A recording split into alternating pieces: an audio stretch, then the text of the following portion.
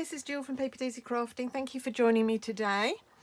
And I'm here to bring you the video tutorial to make this card here. This was one I posted yesterday, I think, and actually I'm trying to think when this video is going out. It might even be the beginning of today.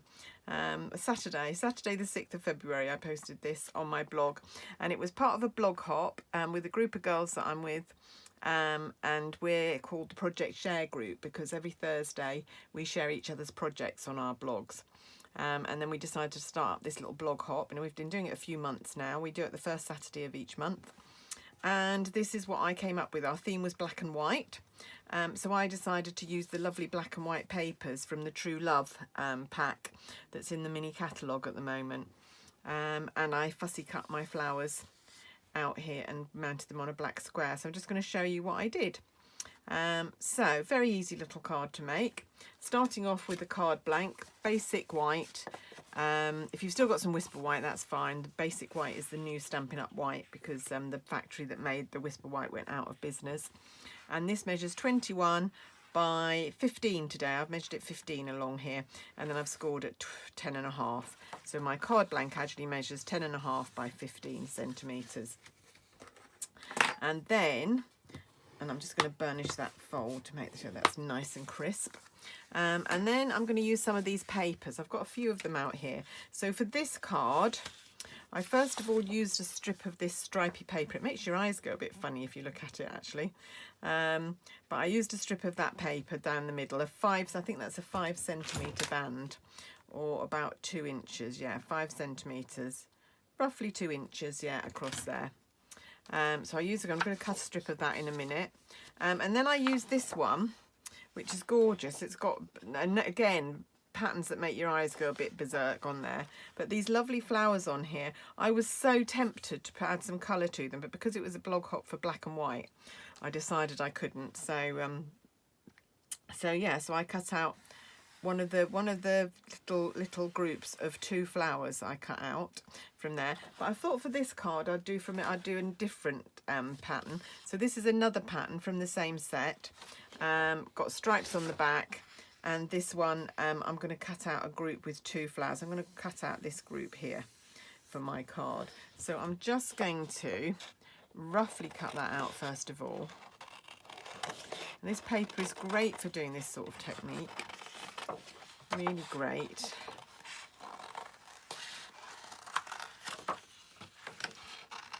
Just cut that round there. So just roughly cutting it out of the sheet first of all. And then I'm going to fussy cut, which is not the most exciting thing in the world to watch, but I'm not actually going to cut all those little zigzags out, I think, on the leaves. I think I might just leave them like that and then just come round. And I'm trying to stay on the outside of the black line, moving the paper rather than my scissors, if you can see what I'm doing. Just manoeuvring the paper rather than the scissors. The scissors stay still most of the time. And this will drive some people absolutely crackers. A lot of people don't like fussy cutting. I don't mind. I wouldn't want to do loads of it. And this particular flower is a bit more tricky to do than the one I used on my original card. This one had quite bigger petals, less fussy cutting to do really. But this one is a little more intricate. I'm using my snips. I have to say, I know I'm a Stampin' Up demonstrator and I would say this, but I've found that snips are the best scissors to do fussy cutting with. They've got really sharp blades, really sharp, really big points, sharp points, and they just cut through the paper like butter. I have got lots of different pairs of scissors that I use for different things. I've got a pair for quilling, which because I'm a quiller and I make quilled cards to sell on Etsy. I've got a pair that I use for that. I've got a pair of ribbon scissors. I've got a pair of sticky scissors, so the scissors that I use to cut up anything sticky, so the blades get sticky. I'm always having to clean those ones. I've got a couple of pairs of really big scissors if you want big scissors for a job. So yeah, I've got a lot of different scissors, but my snips are the ones I go to for fussy cutting. So if you haven't invested in a pair of our snips, and you feel like you might want to do some fussy cutting at some point, Maybe they could go on a birthday list or something, get someone to buy you a pair. Make sure you give them my shop details to purchase them from. That would be a good gift, I feel. There we go. And there we go. So this theme of black and white, I don't know if you caught the blog hop, but there's 4 of us, and I thought everybody would use this paper from the pack, and I thought we'd all produce very similar cards. I thought everyone's going to do black and white flowers. Actually, all 4 of them were very, very different. So if you want to pop over to my blog, paperdaisycrafting.co.uk, you can have a look. It was posted on Saturday the 6th, so have a look for that post. And you can see the 4, you can follow the blog hop round and see the 4 projects that were presented in the blog hop, and you'll see how different people can interpret different themes.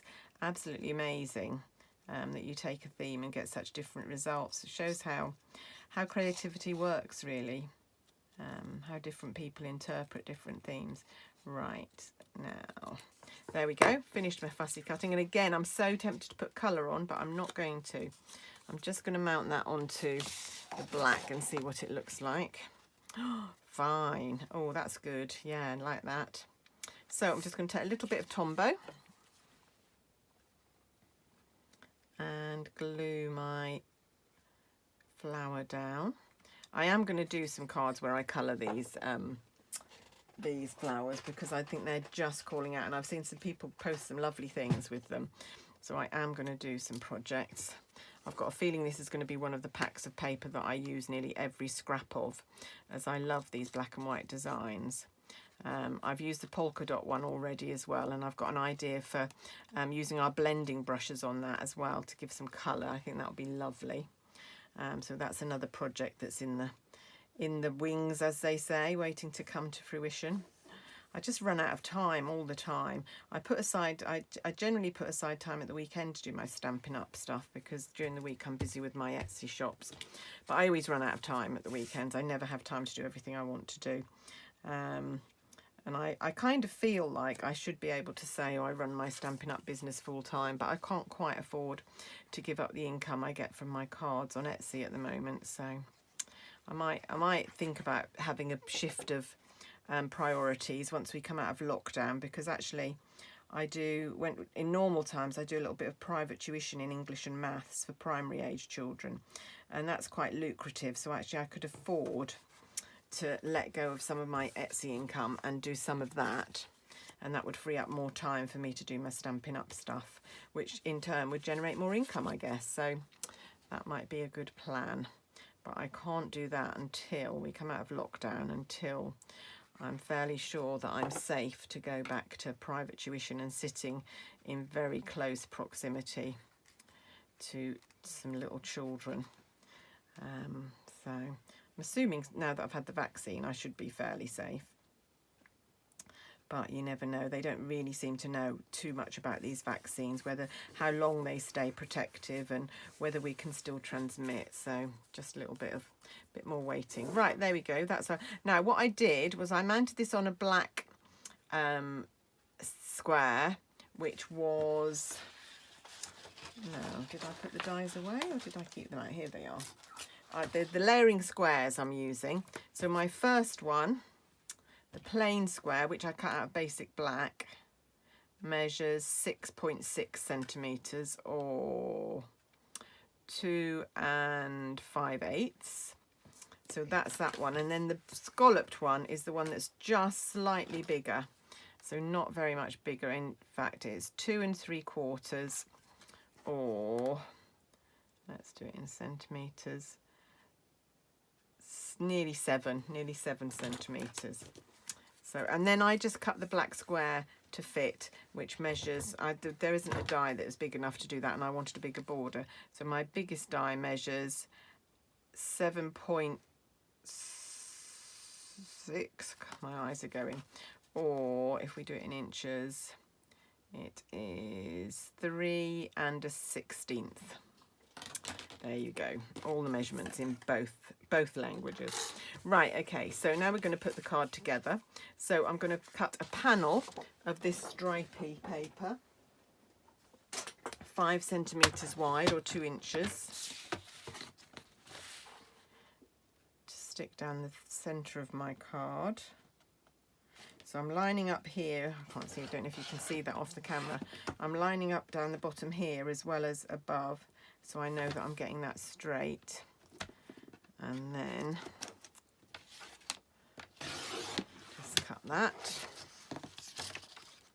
I don't know what I've done with the other bit of that, because I should have had a piece left over from this card, but I can't find it anywhere. I don't know what I've done with that other piece of card paper. Right, okay, so I'm going to trim that down to the size I want, just so it's slightly longer. And then I'm just going to eyeball this, just stick this in the middle. If you wanted it to be really accurate, you could measure where this goes. You could make yourself a mark in the middle to make sure it went in the middle. But I'm just going to do it by eye and hope that I haven't had too many gins tonight before recording this. There we go. There. So I'm just going to trim that off at both ends, so I get a nice crisp end here, so that you don't, if you try and cut the panel to exactly the right size, I'm making a pig's ear of this actually, there we go, then you don't get such a nice crisp finish. Sometimes you get a little gap, sometimes you get an overhang. Doing it like that means that you get a really nice crisp finish. Right, and then we're going to put this on some dimensionals and put that in the middle there. This would make quite a nice little set of cards actually, thinking about it. You can make a box and make a set of cards like these with all the different flowers on them. You could even colour them. Be quite a nice little set to gift to somebody. No, I don't want the little ones, I want the big ones today. Here we go. So I'm going to, I've got half one there, so I'm going to put a big one, a half one, a big one, a big one, half one, half one, big one in the middle. I don't want it to dip in the middle, and a half one round there. So that should be enough to prevent it getting pushed down, hopefully. If you wanted to make really sure, you could use one of our foam sheets and cover the whole back with a foam sheet, but I don't think it needs that. There we go. Yeah. I wonder how you're all doing out there. I know I've got a lot of viewers in America and Australia. I know Australia's doing really well with the virus. We're also jealous here in the UK. Another 18,000 new cases today. Absolutely shocking. Trying to work out which way around to put this. I think that way. Absolutely, I can't work out how people are still catching it. Where are they going? What are they doing to catch it? I mean, my husband and I are hardly going out. We just live in our house. We go out for a walk and stay well away from anyone. We do all our shopping online. We haven't been in a shop for ages. I really don't know how it is being transmitted still. Right, okay, and then I've got a little piece of card, and I've got the Blossoms in Bloom website stamp set. And I'm again going to use the, I might do the thinking of you actually. I might make this into a thinking of you. But is that going to be, yeah, no, let's give it a go. Let's see what happens here. It's just that I do tend to send quite a lot of thinking of you cards at the minute to people, so this might come in useful. And I've got someone in mind for this, but I haven't got anyone in mind for a second one. This is for birthday card, so thinking of you might be more helpful, might be more useful. Right, I'm going to stamp this.